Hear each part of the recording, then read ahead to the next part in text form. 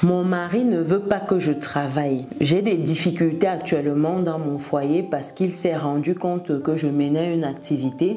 En parallèle, la vente des accessoires en ligne dont les femmes passaient commande et venaient récupérer à la maison. Et lorsqu'il s'est rendu compte de cela, il m'a demandé d'arrêter. Et vu que j'ai continué, il m'a ramené chez mes parents pour que je réfléchisse. Et lorsque j'aurai bien réfléchi, on va en reparler. Voilà une dame avec qui j'ai échangé qui m'expliquait que son mari ne voulait pas qu'elle ait une activité lucrative. Il voulait qu'elle se concentre uniquement sur son foyer. Et c'est une dame qui me disait que c'est vraiment compliqué parce qu'elle est à 100% dépendante de lui et ça l'embête énormément parce qu'elle ne peut pas subvenir à ses besoins les plus basiques. S'il n'est pas dans les parages, elle est embêtée. C'est vrai que jusqu'à aujourd'hui, il subvient à tous ses besoins. Il n'a jamais failli à son rôle dans ce sens-là. Il est vraiment présent du côté-là. Elle n'a pas à se plaindre, mais elle ne voudrait pas qu'un jour ce soit compliqué et qu'elle n'ait pas d'autre solution parce que ce qu'il lui donne, ça lui permet vraiment de subvenir à 100% aux besoins du foyer, à des minimums pour elle. Par exemple, se coiffer, c'est le montant exact qu'elle reçoit lorsqu'il faut également acheter des produits à la maison, etc. Donc ça fait que la marge de manœuvre qu'elle a est très faible, très minime. Donc c'est une dame qui est en Afrique, qui est au pays, et sur ce qui lui reste, c'est vraiment très peu. À un moment, elle a commencé à économiser et lorsqu'elle a eu une entrée d'argent de la part de sa famille, ça lui a permis de démarrer une petite activité où elle achetait des vêtements, elle faisait des photos et elle vendait en fait en ligne via Facebook et également c'est un de ses statuts. Ce qu'elle n'a pas dit à son mari quand même, c'était un peu dommage parce qu'il s'est rendu compte par la suite, c'est qu'elle vendait sans qu'il n'ait l'information. Il s'est rendu compte après. Elle avait déjà mis 4-5 mois parce qu'elle le faisait à la maison. Donc vu qu'il travaillait en journée, il revenait vraiment qu'en fin de journée, le soir souvent, il ne voyait pas les gens qui passaient à la maison. C'est parce qu'il était à la maison un week-end, un samedi, si j'ai bonne mémoire, un samedi, avant qu'il a vu ces personnes-là passer. Parce que souvent, il bosse même le samedi. Donc, c'est vraiment que le dimanche qu'il est là. Et souvent, il se déplace aussi. Donc, il se déplace pour 2-3 jours, une semaine et elle reste là à la maison. Donc, c'est quand il était là une fois qu'il s'est rendu compte d'une personne qui est venue pour récupérer sa commande. Et là, il n'a pas apprécié, ils se sont disputés et tout. Et voilà, il lui a demandé d'arrêter ça tout de suite. Vu il s'est rendu compte qu'elle a continué la semaine d'après, il a ramené chez ses parents. Aussi simple que ça.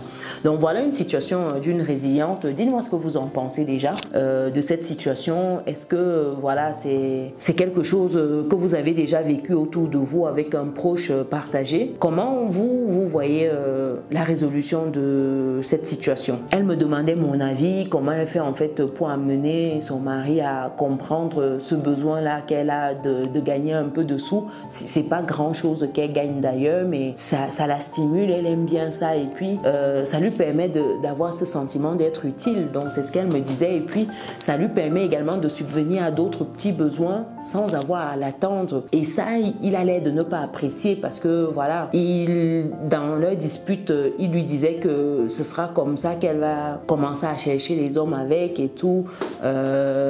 C'est déjà le début, ça commence souvent comme ça et puis on sait tous comment ça va finir. Donc ça fait partie des propos qu'il avait lancés lors de leur dispute. Et moi, j'ai envie de vous poser la question, qu'est-ce que vous en pensez? Qu'est-ce que vous conseillerez à notre résiliente par rapport à cette situation? Actuellement, elle est chez ses parents.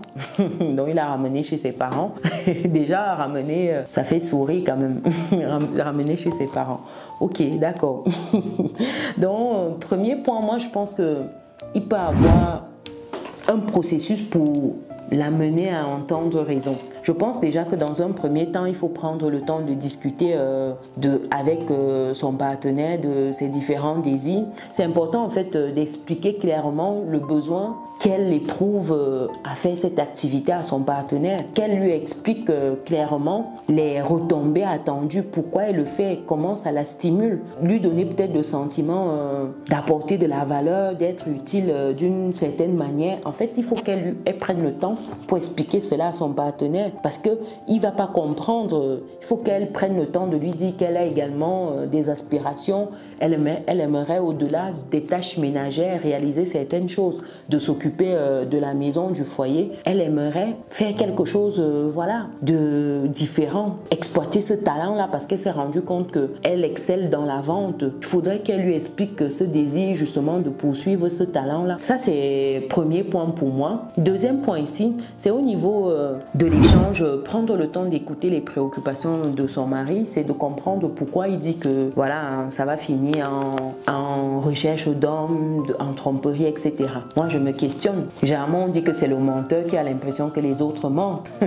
C'est celui qui fait certaines choses qui a l'impression que tout le monde fait ces choses-là. Donc, je ne comprends pas pourquoi, en fait, lui, il allait dans ce sens-là. Je pense qu'il faut prendre le temps quand même d'écouter ses craintes, le rassurer là-dessus, lui expliquer que non, ça n'a rien à voir, en fait. Non, c'est vraiment dans le sens de m'épanouir, c'est dans le sens de trouver du sens, vie sans sens. Ça n'a rien à voir, en fait, il faut prendre ce temps-là de lui expliquer en espérant qu'il comprenne parce que malheureusement, d'autres personnes sont bornées et c'est difficile de faire avec. Je ne sais pas ce que vous en pensez, dites-moi dans les commentaires. Troisième point pour moi, c'est de chercher un compromis. C'est de se dire que de travailler à certaines heures, faire du temps partiel par exemple. Je parle ici au nom de toutes les femmes qui peuvent se retrouver dans cette situation-là. Si par exemple, vous, c'est un boulot qui nécessite de sortir de la maison, peut-être ça peut être du temps partiel. Ça peut être de dire que vous consacrez peut-être, je dis une bêtise, au lieu de 8 heures au boulot, vous êtes peut-être à 6 heures ou à 5 heures. Vous trouvez un boulot comme ça, à mi-temps. Ça peut être ça. Et pour le cas de notre résiliente, ça peut être peut-être lui dire que voilà, il n'y aura pas de personnes qui passera le week-end ou alors le soir ou alors ce sera certains jours de la semaine pour récupérer leurs commandes. Ça va limiter le trafic. C'est de trouver des compromis dans ce sens afin de rassurer le monsieur sur le fait que le chez lui ne va pas devenir un lieu de commerce. Peut-être que ça peut être également indirectement une des craintes que le monsieur a. Donc ça peut être ça. Un quatrième point, c'est de montrer les bénéfices de ce qu'elle fait. Je pense que c'est important de lui expliquer que ça lui permet de s'épanouir, d'un, de deux, ça lui permet d'avoir une petite source de revenus. On ne sait jamais, demain, il peut ne plus être là, demain, ça peut être compliqué, il peut perdre son travail. Et ce serait bien d'avoir quelqu'un qui a quand même certaines miettes, le temps qu'il rebondisse. Et ça, il faut lui expliquer le bien fondé d'une deuxième main qui bosse également dans ce sens-là. Parce que malheureusement, les gens ne voient leur situation qu'à l'instant T. Ils oublient que certaines choses peuvent arriver qui modifient drastiquement leurs conditions. Vous pouvez avoir un accident du travail, vous pouvez perdre ce travail-là d'ailleurs, vous pouvez vous retrouver pendant, comme ce qu'on a eu à la Covid là, où les gens perdaient le travail comme ça du jour au lendemain et ne sachant pas quoi faire. Si monsieur perd son travail, toi, tu auras quand même ton activité qui permettra de mettre du pain sur la table. Même si vous avez un peu d'épargne, l'épargne, ça finit assez vite. Or, une activité qui génère en permanence les revenus, ça permet de maintenir un certain cap. Donc ça, c'est de lui expliquer ça, de lui expliquer également ce volet réalisation sur le plan émotionnel, sur le plan personnel, de se sentir utile, entre guillemets. Et un dernier point ici, c'est de faire preuve de patience, laisser le temps pour qu'il comprenne le bien fondé de cette démarche-là. C'est de lui donner le temps d'accepter, de considérer ça et puis de revenir à de bons sentiments. Je sais pas le temps qu'il faut, mais en tout cas laisser du temps et voir ce que ça donne, parce que là actuellement elle est chez ses parents, c'est un peu compliqué et elle le vit pas bien. Donc je trouve dommage une telle réaction, qu'il surréagisse comme ça. Après voilà, il a certainement des raisons, peut-être c'est de prendre le temps d'échanger comme je disais tantôt. Dites-moi vous en commentaire ce que vous en pensez. Est-ce qu'aujourd'hui vous voulez que votre femme travaille? Est-ce que vous êtes contre cela? Pourquoi? Quelles sont les dispositions que vous prenez pour qu'elle soit épanouie? Si elle manifeste ce désir de travailler, comment vous réagirez? Partagez, ça pourra apporter des éléments de réponse à cette résiliente et à toutes les autres dames qui traversent des situations similaires. Si vous êtes arrivé jusqu'ici, mettez en commentaire femme au foyer, c'est important. Je saurais que vous êtes arrivé jusqu'ici. Pensez également à mettre des pouces, des likes, des cœurs, partager. Nous on se donne rendez-vous dans une prochaine vidéo. Ciao.